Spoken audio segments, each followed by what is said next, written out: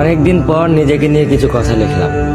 ধ্বংসের দিকে তাকিয়ে মুচকি হাসি দেওয়া অদ্ভুত মানুষ আমি। হয়তো আমি পাগল, হয়তো অনুভূতির ভিতরে কোনো এক গভীর অতল দুঃখ বাসা বেঁধেছে। তবুও নিজেকে জোর করে হাসাতে শিখে গেছি। যেদিন ভেতরটা একবারে ভেঙে গিয়েছিল, সেদিনও বাইরে থেকে এক চিলতে হাসি মুখে নিয়ে সবার সামনে দাঁড়িয়েছিলাম। কষ্টগুলোকে আমি বন্ধু বানিয়েছি, একাকিত্বকে আপন করে নিয়েছি। মানুষ ভাবে আমি হয়তো সুখী, শক্ত, নির্লিপ্ত, কিন্তু তারা জানে না প্রতি রাত আমার এক একটা লড়াই। নিজেকে নিজেই বুঝিয়ে রাখি তুই ভালো আছিস, অথচ আমি জানি আমি ভালো নেই। ভেঙে যাচ্ছে প্রতিদিন একটু একটু করে, আর এই ধ্বংস হওয়াটাকে যেন ভালোবেসে ফেলেছি। আমি সেই মানুষ যে হার মানার আগে হাসে, কারণ জানি কান্না দেখিয়ে লাভ নেই।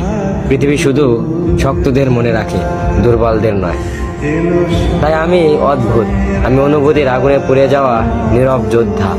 আমার জীবন কোনো সুখের গল্প নয়, এটা নিঃশব্দ বিপ্লব, যেখানে হাসির আড়ালে লুকানো থাকে হাজারো না বলা কথা, ভাঙা স্বপ্ন, হারিয়ে যাওয়া আমি।